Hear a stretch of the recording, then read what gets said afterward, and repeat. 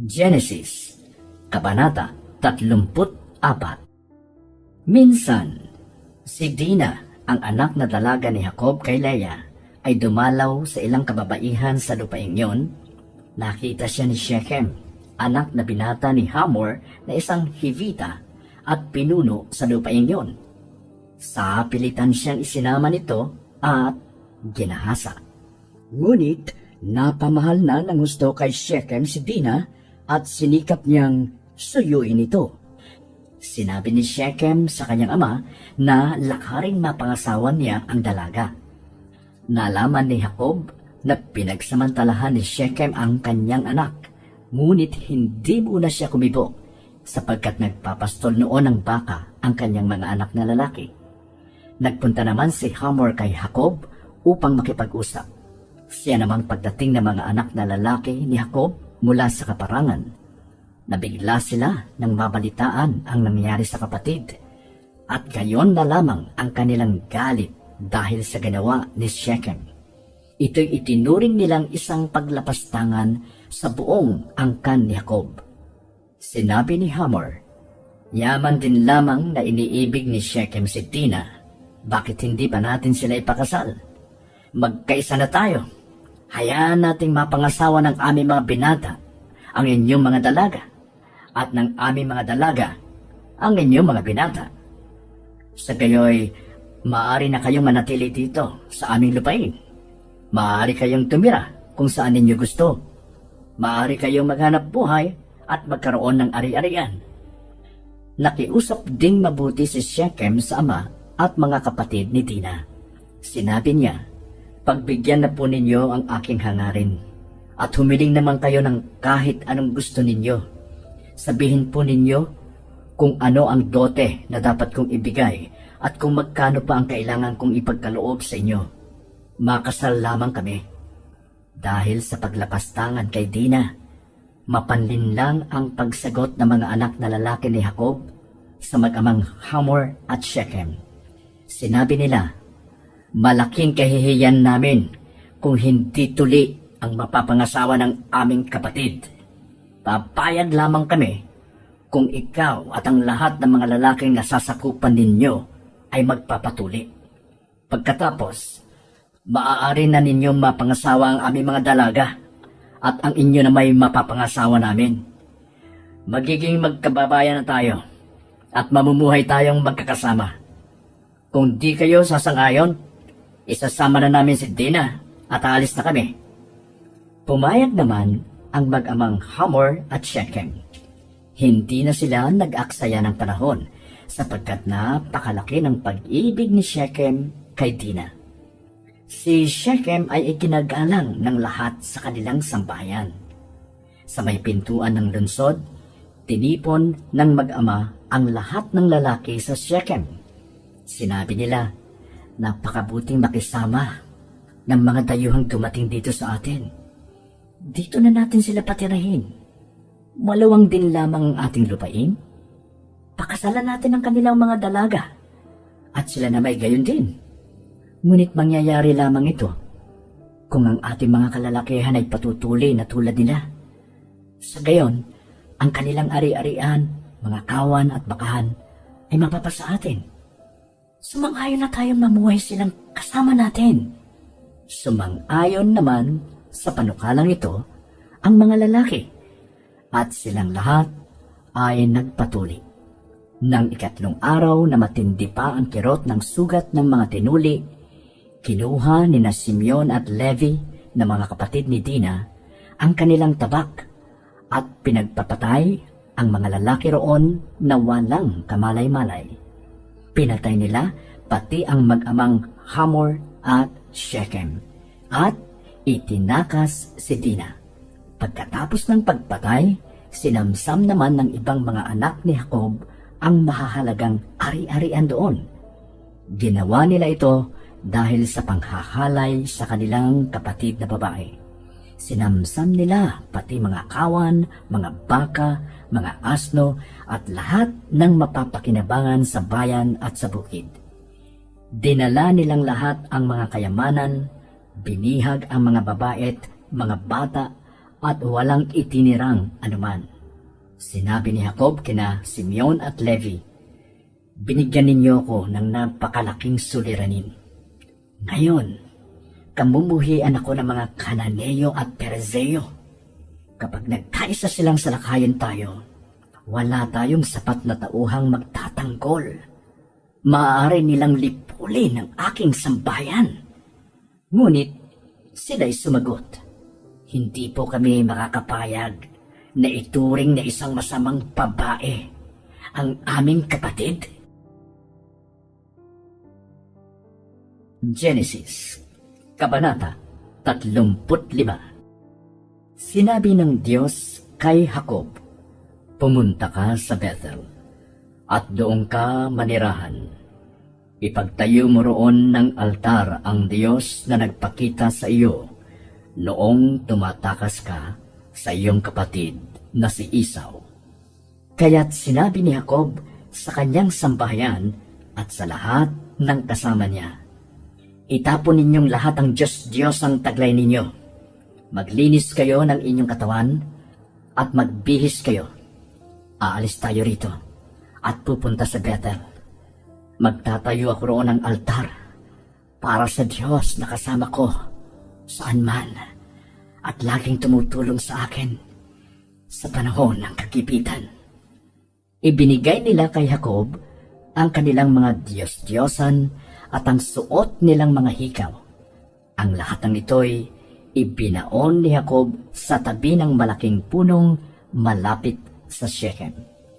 Ang mga tao sa mga karatig bayan ay natakot kay Jacob at sa kanyang mga anak na lalaki, kaya't walang nangahas humabol sa kanila nang sila'y umalis. Nang dumating sila sa Luz, sa lupain ng Kanaan, gumawa siya ng altar at tinawag niyang El Bethel ang lugar na iyon, sapagkat doon nagpakita sa kanya ang Diyos nang siya'y tumakas mula sa kanyang kapatid. Namatay si Deborah, ang nag-alaga kay Rebecca, at inilibing sa tabi ng malaking puno sa gawing timog ng Bethel. At ang dakong iyo'y tinawag na Roble ng Pagluha. Pagbalik ni Jacob mula sa Mesopotamia, muling nagpakita sa kanya ang Diyos at siya'y binasbasan. Jacob ang pangalan mo, ngunit mula ngayon, Israel na ang itatawag sa iyo. Sinabi pa sa kanya, ako ang makapangyarihang Diyos. Magkakaroon ka ng maraming anak. Darami ang iyong mga lahi at sa kanila'y may mga magiging hari. Magmumula sa lahi mo ang maraming bansa. Ang mga lupaing aking ipinangako kay Abraham at kay Isaac ay ibibigay ko sa iyo at sa iyong mga anak. At iniwan siya ng Diyos. Naglagay si Jacob ng batong palatandaan sa lugar na pinagtagpuan nila. Binuhusan niya ito ng langis at alak bilang tanda na ito'y ukol sa Diyos. Tinawag niyang Bethel ang lugar na iyon. Umalis sila sa Bethel. Nang sila'y malapit na sa Ephrata, naramdaman ni Raquel na manganganak na siya at napakatindi ng kanyang hirap. Sinabi sa kanya ng hilot, huwag kang matakot. Lalaki na naman ang isisilang mo. Nasa bingit na siya ng kamatayan at bago siya nalagutan ng hininga, ang sanggol ay tinawag niyang Benoni. Ngunit Benjamin naman ang ipinangalan ni Jacob. Namatay si Raquel at inilibing sa tabi ng daang patungo sa Ephrata na ngayon ay Bethlehem. Ang puntod ay nilagyan ni Jacob ng batong pananda at hanggang ngayon makikita pa rin ang panandang iyon sa puntod ni Raquel. Nagpatuloy ng paglalakbay si Israel at nagkampo sa kabilang panig ng Tore ng Eder. Samantalang sina Israel ay nasa lupaing iyon, sumiping si Ruben kay Bilha na isa sa mga asawang lingkod ng kanyang ama. Nalaman ito ni Israel. 12 ang mga anak na lalaki ni Jacob. Kay Leah, ang naging anak niya ay sina Ruben, Simeon, Levi, Huda, Isakar, at Zebulun. Kay Raquel, si Jose at si Benjamin. Kay Bilha, na alipin ni Raquel, si Dan at si Neftali. Kay Zilpa naman, na alipin ni Leah, ang naging anak niya ay sina Gad at Asher. Sa Mesopotamia, ipinanganak ang lahat ng ito. Dumalaw si Jacob sa kanyang amang si Isaac sa Mamre na tinatawag ding lungsod ng Arba o Hebron. Dito rin tumira si Abraham. Si Isaac ay 180 taon nang mamatay at mamahinga sa piling ng kanyang mga ninuno. Siya ay inilibing ni Esau at Jacob. Genesis, Kabanata 36. Ito ang kasaysayan ng lahi na mula kay Esau na tinatawag ding Edom. Ang napangasawa niya ay mga Kananea. Si Ada, anak ni Elon na Heteo. Si Aholibama, anak ni Ana at apo ni Zibeon na Hivita.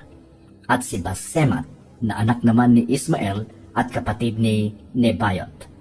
Ang anak ni Esau kay Ada ay si Eliphaz. Kay Basemat ay si Reuel. At kay Aholibama ay sina Jeus, Jalam at Korah. Silang lahat ay ipinanganak sa Kanaan. Nang ibang bayan si Esau kasama ang kanyang mga asawa, mga anak, mga tauhan, pati ang mga hayop at ang lahat ng ari-arian ay kanyang tinala. Iniwan niya si Jacob sa Kanaan sapagkat ang lupaing ito'y hindi na sapat sa kanilang mga kawan. Sa Seir nanirahan si Esau. Ito ang kasaysayan ng lahi na mula kay Esau, ang pinagmulan ng mga Edomita sa kaburulan ng Seir.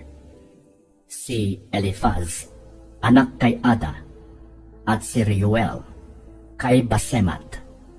Ang mga anak naman ni Eliphaz ay sina Teman, Omar, Zepho, Gatam, at Kenaz. At si Amalek, ang naging anak ni Eliphaz kay Timna. Sila ang mga apo ni Esau kay Ada. Ito naman ang mga apo ni Esau kay Reuel na anak ni Basemat, Nahat, Zerah, Shammah, at Miza. Ang mga anak ni Esau kay Aholibama na anak ni Ana at apo ni Zibeon ay sina Jeus, Jalam, at Korah. Ito ang mga pinuno sa lahi ni Esau: Teman, Omar, Zepho, at Kenaz, Korah, Gatam, at Amalek, mga anak ni Eliphaz na kanyang panganay at apo ni Ada. Sila'y naging pinuno sa lupain ng Edom. Naging mga pinuno rin sa lupain ng Edom sina Nahat, Zerah, Shammah, at Miza na mga anak ni Reuel. Sila ang mga apo ni Esau kay Basemat. Sina Jeus, Jalam, at Korah ang naging pinuno sa mga anak ni Esau kay Aholibama na anak ni Ana. Ang lahat ng mga liping ito'y nagmula sa lahi ni Esau. Ito ang mga anak ni Seir, ang Horeo: Lotan, Sobal, Zibeon, Ana, Dishon, Ezer, at Disan. Sila ang mga pinuno ng mga Horeo na unang nanirahan sa lupain ng Edom. Ang mga anak ni Lotan ay sina Hori at Heman. Si Timna ay kapatid na babae ni Lotan. Ito naman ang mga anak ni Sobal: Alvan, Manahat, Ebal, Zepho at Onam. Ang kay Zibeon naman ay sina Aya at Ana. Si Ana ang siyang nakatuklas ng mainit na bukal sa ilang samantalang inaalagaan ng mga asno ng kanyang ama. Ang mga anak ni Ana ay si Dishon at ang kapatid nitong babae na si Aholibama.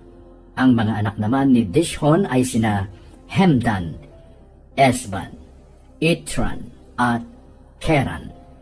Sina Bilhan, Zaavan at Akan ang mga anak naman ni Ezer. At ang kay Disan ay sina Hus at Aran.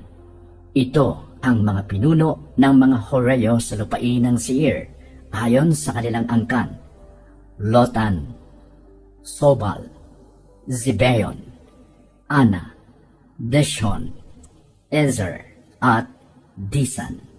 Ito naman ang mga naging hari sa lupain ng Edom bago nagkaroon ng haring Israelita. Si Bela, ang anak ni Beor, ay naghari sa lungsod ng Dinaba.